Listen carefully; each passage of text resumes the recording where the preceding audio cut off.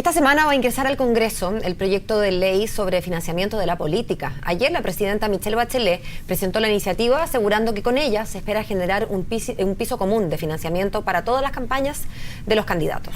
Además, el texto legal considera la eliminación de los polémicos aportes reservados y el fortalecimiento de la labor fiscalizadora del CERVEL. Vamos a conversar más al respecto. Tomamos contacto con el jefe de la bancada de la UDI, el senador Hernán Larraín. Gracias por estar con nosotros, senador. Buenos días, senador. Buenos días, Paola. Buenos días, Sebastián. ¿Cómo están? Bien, senador. Interesados en conocer su opinión respecto a este proyecto de financiamiento que fue anunciado ayer. Usted estuvo presente en este acto de la moneda. ¿Eso significa que usted respalda íntegramente este texto? No, yo creo que lo que respaldo es la conveniencia de hacer un financiamiento integral de la política. Hasta ahora teníamos solamente normas y financiamiento público para las campañas electorales, pero para los partidos políticos no las había, y eso me parecía que era una fuente de oscuridad porque nadie sabe cómo se financian, ni siquiera cómo funcionan los partidos políticos. En ese sentido, este proyecto, por su amplitud, algo que habíamos conversado previamente con la ministra Jimena Rincón, que era la encargada del gobierno de coordinar esta iniciativa, habíamos solicitado, y por eso creemos que en líneas generales va en una buena dirección. Tenemos algunas diferencias en la medida que hemos ido conociendo el texto del proyecto con su contenido, y eso esperamos que sea objeto del debate legislativo. ¿Y cuáles son esas diferencias principales, senador, respecto al contenido entonces de este proyecto? Bueno, en lo fundamental el proyecto plantea, sobre todo para el financiamiento de las campañas, el aporte público y el aporte privado. El aporte público espero yo que pueda aumentar para que así la dependencia, como existe hoy día del aporte privado, pueda ser menor. Nosotros no queremos que los parlamentarios o los candidatos, cualquiera que sea su ámbito de elección, esté de alguna manera muy definido o dominado por aportes privados. Pero tampoco queremos que estén solo determinados y que la fuente sustancial o casi única sea los aportes públicos, porque una u otra también generan algún grado de dependencia. Entonces, lo primero es, me parece bien, aporte público, como decía, incluso para los partidos políticos, y eso nos da una mayor independencia. Y respecto del aporte privado, ahí está la gran discusión. Es razonable que hayan aportes de personas naturales, pero no respecto, no lo mismo respecto de las personas jurídicas. No se ve la razón por la cual las personas jurídicas no puedan tener ni realizar aportes a las campañas. ¿Por qué no votan? Mucha gente dice, senador? no, lo que pasa es que esto es fuente de escándalo. ¿Aló? No, le decíamos sobre el argumento clásico respecto a que las personas naturales votan y no las personas jurídicas. Claro. Eso es como lo que siempre se dice, ¿no? A ver, las personas naturales hoy día no tienen posibilidades de dar, salvo por la vía de aportes anónimos, sí, que para mi juicio es así en la fuente de mayor corrupción o de mal uso de plata, porque uno dice, el candidato dice, mire, a mí me entraron 100 millones de pesos por aportes anónimos. No tiene que decir quiénes lo dieron, no hay ningún control. Eso sí que ha sido probablemente mal usado incluso, pero no sabemos, y es bueno que eso se termine y que las personas naturales puedan dar con nombre y apellido. Pero en el caso de las personas jurídicas, obviamente las personas jurídicas como tales no existen, pero al mismo tiempo todos sabemos que las personas naturales son grupos de personas que se organizan para desarrollar con o sin fines de lucro objetivos determinados. ¿Por qué prohibirles que esas personas jurídicas puedan entregar beneficios? Yo creo que aquí había un error porque las irregularidades que hoy día se investigan y que eventualmente puedan serlo, no tienen que ver con los aportes reservados, tienen que ver con aportes que se dieron fuera del sistema legal, fuera del sistema de aporte reservado que hoy día opera a través del servicio electoral y que conoce impuestos internos. Es decir, los aportes reservados pueden no ser públicos, pero sí son conocidos y controlados por impuestos internos y por el servicio electoral. De manera que, en principio, la objeción no es consistente. Por otra parte, en los países de la OECD, en más del 60% de ellos, los aportes de personas con fines de lucro o sin fines de lucro son posibles. y yo no veo por qué nosotros nos vamos a restringir. Otra cosa es que los acotemos, senador, que los reduzcamos, que sean menos incidentes en el financiamiento de un candidato. Pero así no dependemos ni del sector público ni del sector privado, y le dejamos a las personas, a los candidatos, a los eventuales elegidos, la mayor independencia y libertad posible. Senador, es lo que vamos a discutir en el Congreso. Senador, uno de los argumentos que se da respecto de la inconveniencia que tendría en Chile, en el caso particular nuestro, esto de las personas jurídicas, es la excesiva concentración del dinero que hay en nuestro país, a diferencia de otros países de la OCDE, donde por supuesto hay una pirámide, pero no tan pronunciada como la que existe en Chile. Bueno, ese problema se resuelve si acaso nosotros le ponemos tope a los aportes que puede poner una empresa en una candidatura. Hoy día tienen un tope del 10% del total del valor de la campaña. Bueno, bajémoslos a 2%, a 1%, no me importa el monto. Yo lo que creo que es importante que haya diversidad de fuentes. Hoy día la gente dice, bueno, es que es mejor que den las personas naturales. Pero fíjese lo siguiente, cuando un candidato tiene recursos propios, va a estar ya favorecido respecto de un candidato que no los tiene. Pero además, cuando se trata de personas que tienen medios económicos, normalmente sus redes son de personas que tienen medios económicos y por lo tanto van a tener ventajas y facilidades respecto a aquellos que no tienen medios económicos personales y no tienen esas mismas redes. En consecuencia, creo yo que el hecho de que se concentre en el Estado, en el fisco y en personas naturales, como propone el proyecto, no garantiza la equidad. La diversidad es lo que puede garantizar más equidad con los topes que le he mencionado. En cambio, si se concentra en las personas naturales, aquí va a haber los candidatos con recursos propios y redes propias, una diferencia muy significativa respecto de los que no lo tienen, que solo van a tener la fuente fiscal como propuesta central.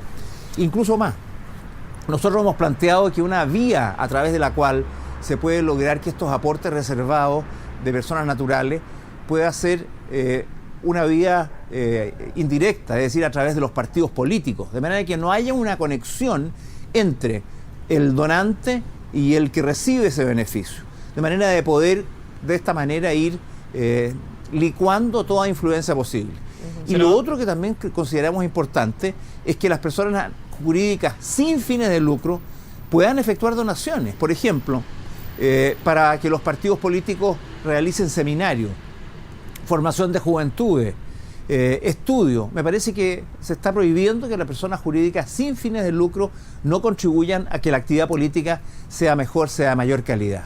Senador, hoy día en la mañana conversábamos con Patricio Santamaría, el presidente del Consejo Directivo del CERVEL, y nos decía, bueno, acá este proyecto puede ser letra muerta, el del financiamiento de la política en sus objetivos, si es que el CERVEL no tiene las facultades correspondientes. ¿Cuántas facultades, cuánto fortalecimiento debería entregarse al CERVEL?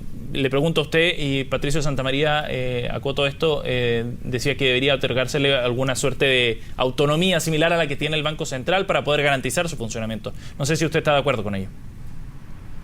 Mire, completamente. Este proyecto, aparte de este tema que va a ser el tema neurálgico de discusión en el Congreso, tiene un vacío importante que si no se corrige va a ser, como dice bien Patricio Santamaría, letra muerta, que es el CERVEL.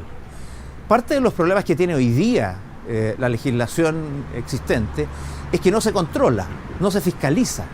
Y lo que me gusta de este proyecto es que busca no solamente transparencia, sino que fiscalización. Pero para eso necesitamos otro CERVEL. Y ese CERVEL, a mi juicio, debe ser, como bien dice el presidente del Consejo Directivo del Servicio Electoral, debe ser primero una entidad completamente autónoma, al igual que el Banco Central y al igual que muchas otras instituciones que necesitan la total independencia y neutralidad del Estado frente a su funcionamiento. Y adicionalmente debe tener atribuciones y competencias, porque hoy día, por ejemplo, en materia de fiscalización del gasto efectivo en las campañas, en el CERVEL dicen que no tienen las atribuciones para hacerlo y por lo tanto habría que darle todas las atribuciones que les permita realmente tener el control efectivo ya no solo de las campañas, sino que de los partidos políticos, de lo que gastan los partidos políticos y de cómo lo gastan y de cuál es el origen de su fuente.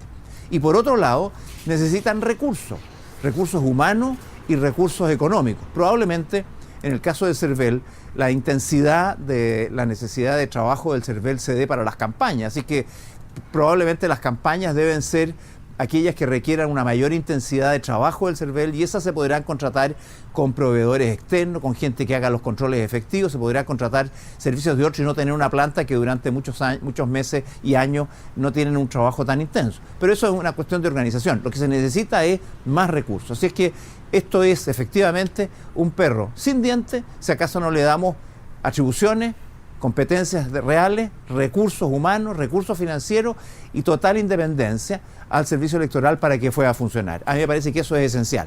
Y hay otra cosa, Sebastián, que me parece también importante de agregar, porque una cosa es la discusión de la persona jurídica, otra del CERVEL, que es la condición para que funcione este nuevo sistema, y hay algo que también nosotros le hemos planteado al gobierno y que no hemos visto todavía mencionado, porque no está incluido dentro de este proyecto de ley, pero podría estar en otro, que es la necesidad para asegurar precisamente no solamente la independencia de los candidatos respecto del dinero, sino que también la independencia de los candidatos y la ciudadanía respecto del poder.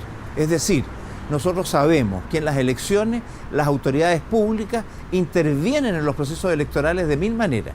Por ejemplo, los alcaldes en las elecciones municipales o los municipios en general siempre buscan intervenir de las maneras más variadas y eso altera muchas veces la decisión ciudadana. Nosotros queremos normas que prohíban y que sancionen efectivamente toda intervención electoral de toda autoridad, sea alcalde, gobernador, intendente, ministro o cualquier otro, que haga uso indebido de sus atribuciones, de sus recursos para alterar o pretender alterar la votación ciudadana. Creo que con eso cerramos el círculo de lo que haya que hacer. Una política en donde el dinero está controlado, está acotado, está limitado para que no haya ningún tráfico de influencias indebido o impropio en esta materia. Senador. Un servicio electoral capaz de controlarlo y autoridades que no puedan abusar de su poder. Senador, se nos acaba el tiempo, pero una última pregunta que se puede responder con un sí o un no. Hablando de alcaldes, ¿va a apoyar a la UDI a la eventual candidatura de Cristian Lavé a la alcaldía en Providencia? No lo sé. A mí me parece que no corresponde. ¿Por qué no, senador? A mí me parece que cumplió su ciclo y creo yo que uno tiene que empezar a mirar hacia el futuro y que necesitamos renovación, personas nuevas y buscar candidatos que tengan, por ser parte de nuevas generaciones, una proyección más hacia el futuro y no raíces que solo lo vinculan con el pasado. ¿Cristian Lavé no representa a la UDI, no representa el espíritu de la UDI? Yo creo que él fue un buen alcalde y como tal se desempeñó muy efectivamente y por eso que fue elegido por la ciudadanía en muchas oportunidades. Pero creo, repito, por lo que antes señalaba, que ya cumplió su ciclo. Senador, disculpe, pero uno no puede entender sus palabras a la luz de la edad del señor Lavé. Más bien entiendo entonces que usted se refiere a su pensamiento político o a su cercanía con el régimen militar, más que un tema netamente etario.